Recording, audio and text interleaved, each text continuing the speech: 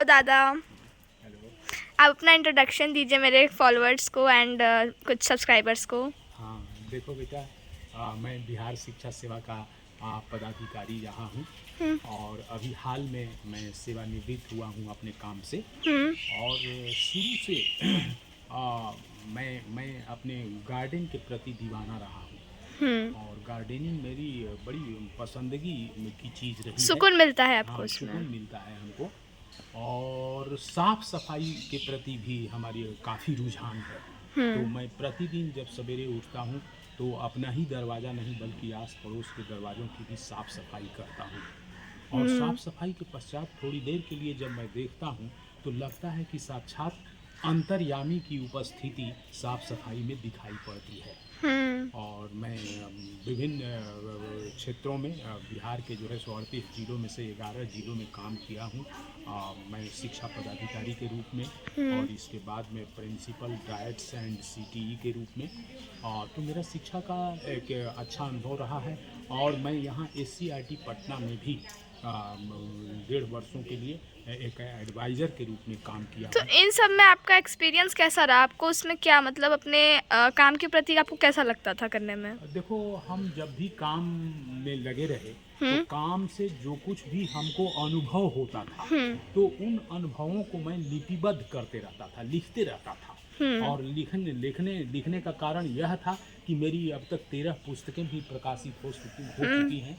जिसमें एक पुस्तक आप देख रही होगी इसमें कि सवारो है। जो सवारों। सवारो हाँ। वहाँ का अरिजोना यूएसए का जो है सो राज्य का पौधा है। हम्म। उसी के नाम पर मैंने ये पुस्तक की अपनी अमेरिकी 3 महीने की अमेरिकी यात्रा के विषय में मैंने लिखा है। ये जो शिक्षा से भी संबंधित है और वहाँ के अन्यान्य अनुभव जो वहाँ का प्राइमरी एजुकेशन सेकेंडरी एजुकेशन के अनुभव हैं उस पर। और दूसरी के पुस्तक है एक टीचर एजुकेटर की डायरी जो बीएड और डीएलएड के विद्यार्थियों के लिए काफ़ी लाभप्रद है। हम्म। और तीसरी पुस्तक है प्राध्यापक, जो हमारे निजी अनुभव और जो दिन प्रतिदिन जो मैं देखता हूँ भोगता हूँ और हमारी जो प्रतिक्रिया होती है उस हम्म। पर जो है सो ये प्राध्यापक पुस्तक प्रकाशित हुई है। मैं बताना चाहूँगा कि एक टीचर एडुकेटर की डायरी बिहार सरकार के राजभाषा मंत्रिमंडल सचिवालय के द्वारा 40,000 रुपये अनुदान पर ये छपी है किताब। और प्रशंसित और चर्चित पुस्तक हमारी ये रही है।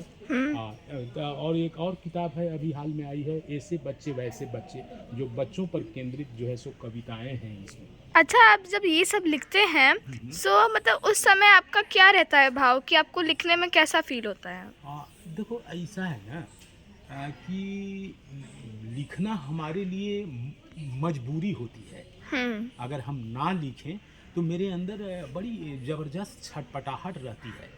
और लिखने के बाद हमारे अंदर जो बहुत सारे मैंने समाज की विद्रूपताओं, भ्रष्टाचार या अन्यान्य जो मतलब हमारे दिल में दिन भर का जो मतलब कह लीजिए, स्ट्रेस रहता है ना। हाँ, स्ट्रेस रहता है, उसको डाउन करने के लिए, उसको शमित करने के लिए मैं लिखता हूँ। एज अ हॉबी आप मान लिए हैं उसे ना। हाँ, हॉबी कह लीजिए या कह लीजिए मेरी तो मजबूरी है ये। मैं हॉबी को मजबूरी कह सकता हूँ। हम्म। लिखना मेरी मजबूरी है। ना लिखूँ, बिना लिखे मुझे चैन नहीं है। तो ये हाँ, आपको एज अ सुकून पीस मिलता हाँ, है इससे। बिल्कुल, बिल्कुल। हाँ। तो मतलब इन सब में आपकी सबसे फेवरेट कौन सी है आप जिसमें आप पढ़ सकते हैं, हमेशा पढ़ते हो? देखिए, हाल में हमारी एक और पुस्तक आई है खजूर बनना नाम से। हाँ। तो वो पुस्तक में मैं विगत 4 वर्षों से हाँ। मैंने तय किया है कि बगैर एक पेज लिखे हुए मैं खाना खाऊंगा ही नहीं। खाना हम्म। खाने का मेरा हक ही नहीं है। हम्म। तो इस हिसाब से विगत 4 वर्षों में करीब 2100 पृष्ठ मैं लिख चुका हूँ।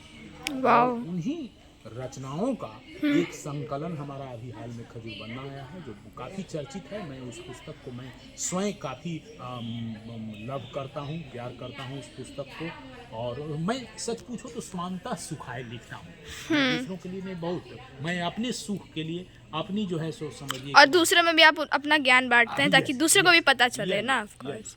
तो चलिए, आपके बारे में जान के बहुत अच्छा लगा। अब आप बताइए कि आपका गार्डनिंग के विषय में क्या है विचार?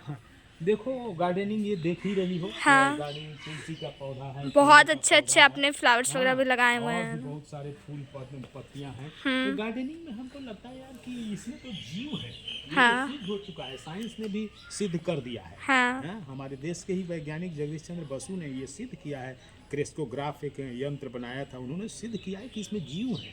तो इन पेड़ पौधों के बीच में इनकी सेवा कर करके, इनका रोपण करके मैं बहुत खुश होता हूँ और इनसे बातें करता हूँ। और मुझे कभी भी इन पेड़ पौधों की सेवा कर करके, इनको लगाने से कभी मैं अकेलापन नहीं महसूस करता हूँ और मुझे बहुत अच्छा लगता है, इनसे प्यार करता हूँ और इनकी सेवा करता हूँ। एज एक्सरसाइज भी हो जाता होगा आपका हाँ, भी। एक्सरसाइज हो जाता है और वैसे मैं नियमित रूप से योग और प्राणायाम भी करता हूँ। आप अपना डेली रूटीन बताइए, आप हाँ। क्या करते हैं पूरे हाँ, दिन में? डेली रूटीन में देखो बेटा, हम सवेरे 5 बजे के आसपास जग जाते हैं और जगने के बाद फिर अपना नित्य क्रिया करने के बाद में करीब आधा पौन घंटा मैं जो है श्वासन और प्राणायाम करता हूँ। और इसके बाद प्राणायाम करने के बाद में मैं अपने अपने जहाँ मैं रहता हूँ, जो अपनी गली का, अपनी कॉलोनी की गली का जो है सो साफ सफाई, डंडे में झाड़ू बंधा हुआ है और उस झाड़ू को लेकर के साफ सफाई करता हूँ। इसके बाद अपने गार्डन की पत्ती पत्ती बीनता हूँ, चुनता हूँ और इससे झुकने का मौका मिलता है, तो हमारा व्यायाम भी होता है और मुझे अपने इससे खूबसूरती भी बढ़ जाती है गार्डन। खूबसूरती भी, गार्डन की सेवा भी होती है। और सच पूछिए तो यही हमारे लिए पूजा है। हाँ। अक्षत है, चंदन है, दीप है, अगरबत्ती है, धूप है और छोटे छोटे चुक्कों में, छोटे छोटे ये देखो बर्तनों में, इन बर्तनों में मैं पौधे लगा देता हूँ और इन पौधों को छोटे छोटे पौधों को मैं दान करता हूँ और यही मेरे लिए नित्य जो है सो पूजा है। मैं लोगों को, अब जैसे मान लो आज मैं करी का पत्ता दूंगा, अरे वाह, मजा करी का आएगा। पत्ता, इसके बाद में एक पौधे का पत्ता, देखो ऐसे ऐसे पौधे मैं लगा रखा हूँ और इन पौधों को मैं दान करता हूँ इन लोगों को। तो ये मुझे बहुत अच्छा लगता है, जैसे ये छोटा सा पौधा है और इसको मैं दान करूंगा तुमको, थैंक यू कितना सो अच्छा लगेगा, मच। है ना? हाँ। ऐसे ऐसे पौधे, तो ये मेरा नित्य का डेली का काम है। और इसके बाद दिन में दोपहर में 1.5-2 घंटा लिखता हूँ